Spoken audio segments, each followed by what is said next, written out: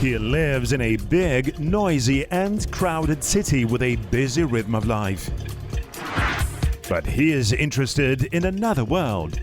A world with no fuss, where a person lives preserving the heritage of his ancestors and the precepts of nature.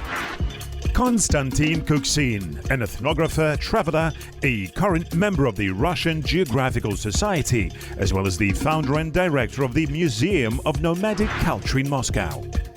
Nomads of the Great Steppe are his favorite topic, and he can talk about it for hours. Про кочевую цивилизацию. About the nomadic civilization that, like a patchwork quilt, covers our planet. We will talk about all of this on the sacred land of Ulytau. Welcome to Ulytau. Konstantin Kuksin in the new season of Dala Project.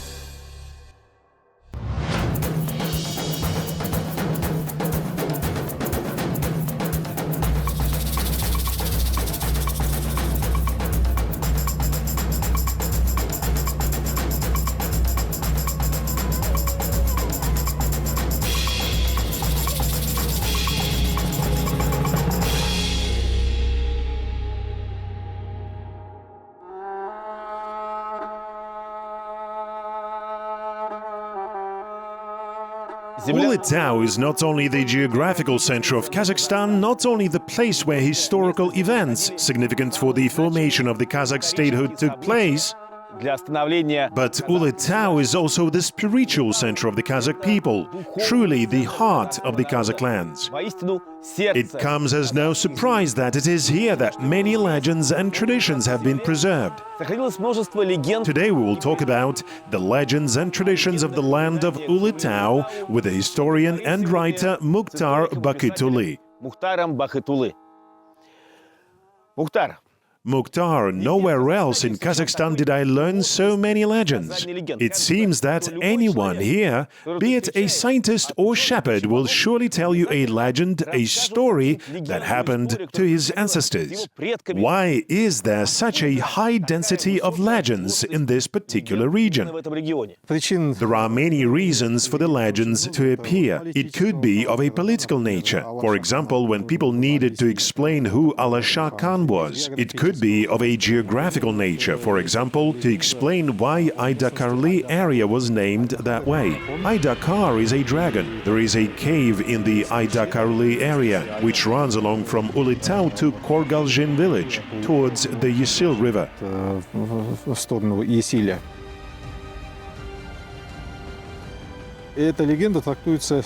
This is how the legend goes. There once lived a dragon in a cave next to a village of one Bai, a rich man. The two of them made an agreement that one would not harm the other. The Bai had a son. When he grew up a little, he began to run around and play. Once he accidentally stumbled upon the dragon's cave. His golden tail was lying outside the cave. The boy was playing with a saber and just slashed at the tail and cut it off. Aydakar's reaction was not surprising. He ate the boy. But since he had an agreement with the Bai not to touch any of his family members, he left this place and flew away in an unknown direction. This legend, on the one hand, explains why this cave is called Aydakarli, and on the other, gives an example of being true to one's word. Tell me, Mukhtar, as a historian, what do you think about the legends that say that Zoroaster lived and preached here? This is, of course, a debatable issue like any historical event. But an ethnographer, Grigory Potanin, was basing his arguments on facts when talking about this. Potanin, after all, is an ethnographic authority that you can trust. If we're talking about the first half of the first millennium BC, then this period coincides with the interpretations of the events by Rashid al-Din, Abul Ghazi, and others who talk about idolatry. That is, when golden spirits were above the one God. Zoroaster in turn called for monotheism. This conflict with local nomads proves the version that Zoroaster lived here.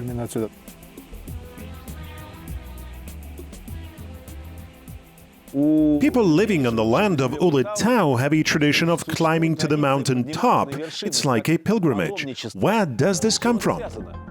This again has to do with Zoroastrianism. This has to do with high points. These mounds are the only available high points. It reflects their desire to be closer to God.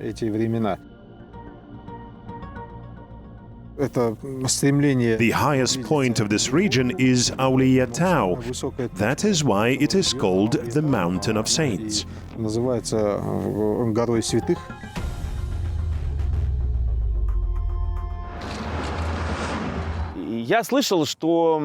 is a version that Asankaygy, a prophetic poet, was buried on the top of Ulytau. What do you think about this interpretation of the burial of this great man? People living in different regions of our vast country, different regions of Kazakhstan treat their land, their home, their fatherland with special trepidation and love. According to this legend, Asankaygy, aka Asan the Sad, was looking for the promised land. So he was pensive, but people thought that he was sad. He was always in deep thoughts, a man of a philosophical nature. He was looking for the promised land of Zheruyyk, and he finally found it. But everyone interprets the exact location of it differently. The Alban tribe says it is in the village of Shalkodey. The people of Kazakh say that it's on the coast of the Sirdarya River because of the Asankaygy mausoleum there. The locals believe that he reached the Arganat mountains and said, "Finally I found the promised land and it is here. Bury me here." This should not be the subject of rivalry or disputes. This is the manifestation of love for their land. This sentiment is present not only among the Kazakhs. I talked with other Turkic peoples, with the Yakuts, the Altaians, the Tuvans. They all call the promised land Otugen or Otuken. And each nation, each clan says that a hero found Otugen here. But it's great to love your homeland like that. The question arises, why do all the Turkic peoples have such a desire to find this promised land? As a historian, how do you explain this? The nomads live in conditions of stress and in general in quite difficult circumstances. That's why they seek for the promised land. This is the reason. One Arab philosopher in the Middle Ages said that the Turkic peoples are like pearls. As long as the pearl is in a shell and at the bottom of the sea, it is of no value. But as soon as you extract it from there, it shows its beauty. So do the Turkic people. Living here in the steppe, they graze cattle and no one knows about them. But as soon as they leave here in search of some promised land or whatnot, the whole world will find out about them.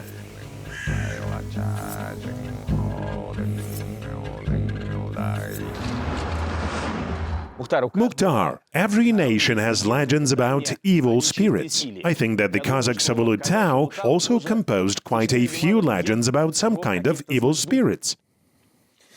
If we talk about evil spirits and otherworldly creatures, the legend of Koylibai comes to mind. Shokan Walikhanov described this topic in great detail in the 4th volume of his collected works. The article is called Tengri, where he lists characteristics of all evil spirits that exist in Kazakh legends. This is Zheruyyk, this is Basty, this is Sorel. Mukhtar, what are these creatures that you listed? Basty is an evil spirit that interferes with the birth of people. That is, it feeds on the harm that is caused during the birth of a child. Sorel is considered to be the husband of Basty. He lives in forests and is a goblin-like creature, just like Kon Ayak. He is described as having a human-like head with legs growing out of it. no torso. His legs look like straps. He sits on a person who went into a grove or a forest and entangles him with his straps. The person begins to weaken, gets tired, and dies. Sorel creates conditions for the slow death of a person. I think that here in the steppe, goblins are of no threat to us. But Basty, what legends talk of them? The legends that are connected with Koylibai. Shokan Walikanov writes about two Basty from Baganali village, Basty, Koylibai, and Balakai. Basty is a shaman, right? The shamans who have a connection to the other world, who can subjugate evil spirits for the benefit of people. Evil spirits feed on the harm caused to people. Basty can control them so as not to hurt people. I know that modern Basty often recite the Quran when performing rituals. Does that mean that traditions got mixed? Yes, this mixing of traditions occurred over centuries.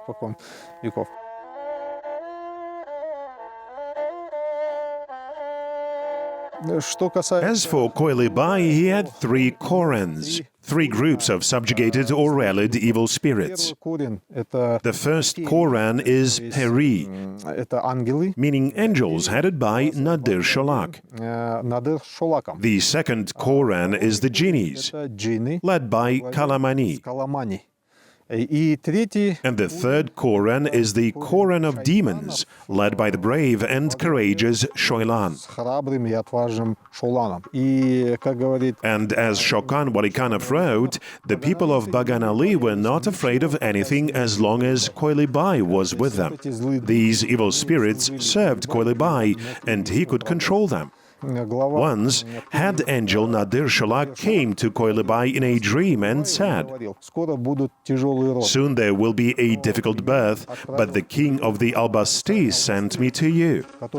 He says how much we forgave Koylibai, how many times we helped him. This time, he should let us mess up with this birth." Indeed, 2 days later, a messenger came from one of the noble judges whose wife was about to give birth, but fell ill. Koylibai had to make a difficult choice. If he were to listen to Nadir Sholak, he would preserve a friendship. Nadir Sholak was a helpful ally who did a lot for both Koylibai and the people. But if he were to give in, it would mean bowing before some Basty. Koylibai told the messenger to make 200 people circle the judge's yurt and ordered to open the doors and the Shanirak. Sitting on his horse, swinging his saber, Koylibai rode into this yurt, struck with his saber, and everyone heard a ringing sound as if it hit something metal. When Koylibai entered the yurt, Kalamani, the head of the genies, and the brave Shoilan, the head of the demons, were with him. He saw the king of Basty, who looked at Koylibai with a grin and asked, "Did Nadir Sholak give you my message? What did you decide?" Koylibai said, "I can't sacrifice people because I took an oath to protect them until the end." He hit with a saber on the Basty's shell, which was made of blue iron, and in his hands he held the red banner of Basty's victory. After this blow, Koylibai fell off his horse, shaking on the ground. Thick blood began to flow from his ears and nose. After some time, dust rose. It came from the west and into the yurt. This fog was Nadir Sholak, the head of the angels who, in the end, chose the side of Koylibai. The arrival of Nadir Sholak determined the outcome of this battle. Koylibai got up and started. "Ain alain Nadir Sholak, my dear Nadir Sholak, I am your victim." He took a kobyz, the Kazakh violin, and started playing it with the blunt side of his saber.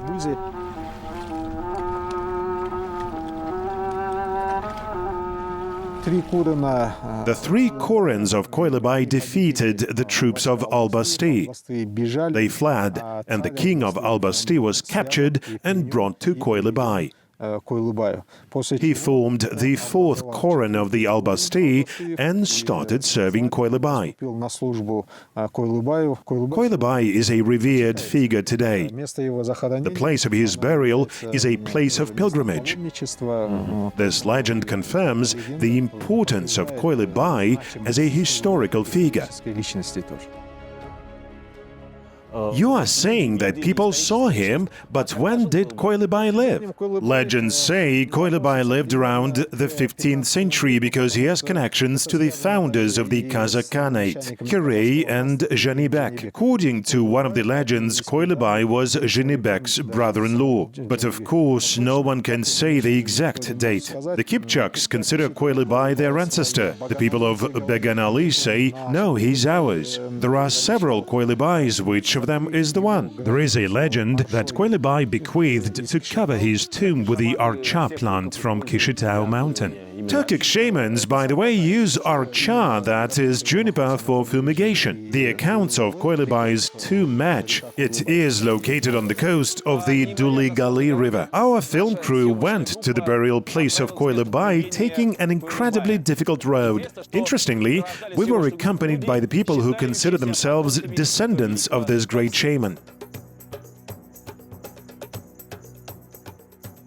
We are near the burial place of our ancestor Koylibai. When he died, his grave was covered with juniper gathered in Ulytau. One day, many years later, a group of 40 people stopped by this place. They kindled a fire from the juniper. One of them tried to dissuade the others, saying that this must be a grave of a saint if it's covered with juniper. But nobody listened to him. As a result, by the morning, 39 out of 40 people died. Only the one who warned the others remained alive. Women who cannot carry a child to term and those who cannot be cured of an illness come here to pray to Saint Koylibai. Some people came here recently to carry out a memorial service. It was very quiet and peaceful. But when we were about to leave, a strong sandstorm surged, so much so we could not see each other. We recited the Quran, and it started to rain. The storm ended like it never happened. How can you not believe in the holiness of this place after this? No wonder they say that this place is an energy center.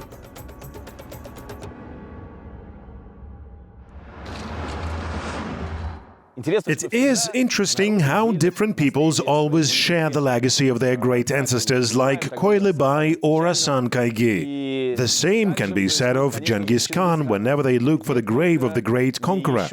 I recently heard a version which has no proof that the mausoleum of Alasha Khan is the burial place of Genghis Khan himself. When I visited Alasha Khan's mausoleum, one person said to me, "Don't tell anyone, but I know that Genghis Khan is buried here, that's for sure."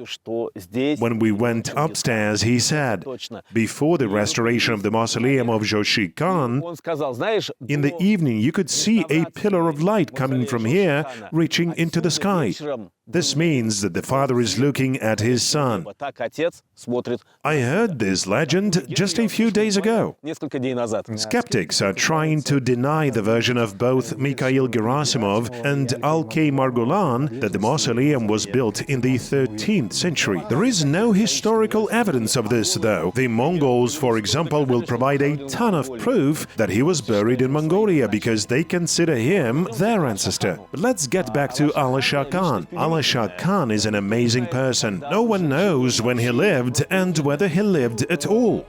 There was Abulja Khan and Alinsha Khan. They were the descendants of Japheth, the oldest son of Noah. Actually, historian Abul Ghazi says that Japheth is the Turk himself. But when he also provides a genealogy where the Turk is a descendant of Japheth, that is, he had contradictions. And Europeans believe that Japheth is the ancestor of European people. peoples. По звучанию The names Alin Shah and Abul Jah sound similar to Alasha Khan, so people think they are connected.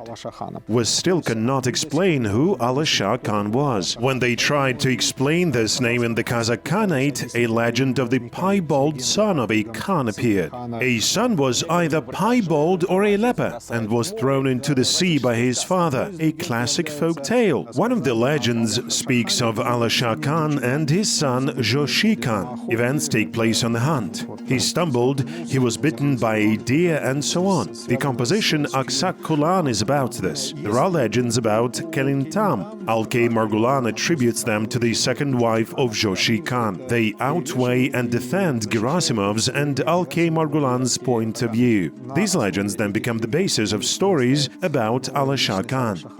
Gani Suleymanov says that there was not one but two Alasha Khans. He says that the second Alasha Khan is Zhoshy Khan because he distributed tamgaz, that is, clan affiliation emblems, which is a ruler's privilege. In fact, Genghis Khan did this, not Zhoshy Khan. There are also museums of both Zhoshy Khan and Alasha Khan. This disproves the theory that Zhoshy Khan was Alasha Khan. Perhaps of all the monuments of Ulytau I got to see, Dombaul was the most memorable. It is an unusual stone yurt. An amazing building with slightly rounded walls makes a strong impression. Mukhtar, please tell us the legend about Dombaul. Alkay Margulan wrote down the legend about Dombaul based on local Baganali legends. The legend talks about bowman Dombaul and his friend Sabah Sokir, who had a very good vision. Dombaul fell in love with the Khan's daughter. The Khan did not like Dombaul. He was expelled from the Khanate and was forced to become Kazakh. The term Kazakh is unusual. People from Kazakhstan will understand what you mean, but people in Europe, for example, will have trouble translating the meaning of Kazakh. What does Kazakh mean? This is the ancient Turkic word Kazakh. It comes from the word Kaza, meaning deprivation or difficulties. Kazakh or Kaza is a free nomad who left the domain of his master. There is no harsher punishment, but at the same time is free. I will add that the Russian Cossacks are also exiled who left the power of the boyars and became Cossacks.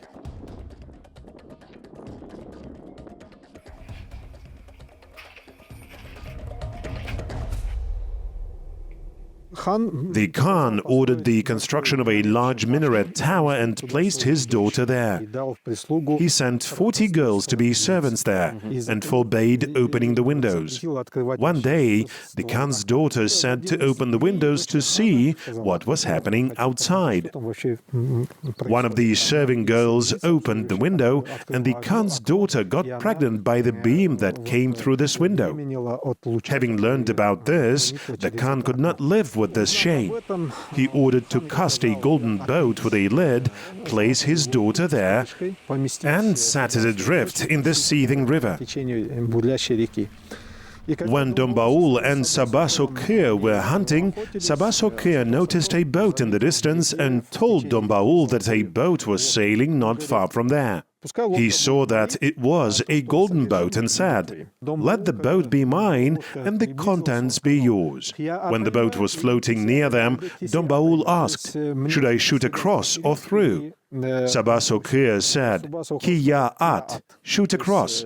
This is where allegedly the name of the Kiyat tribe comes from.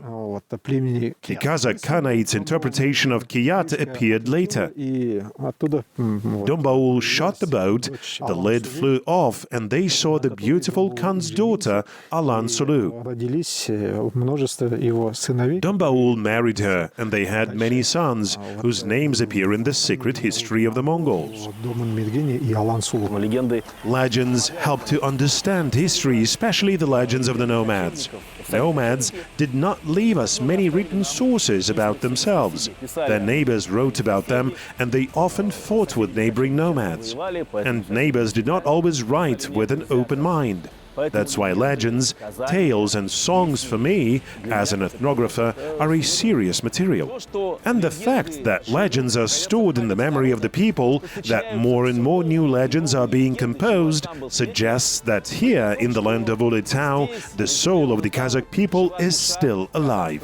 Because history, first of all, addresses the mind of a person, his memory, and legends strike at the core.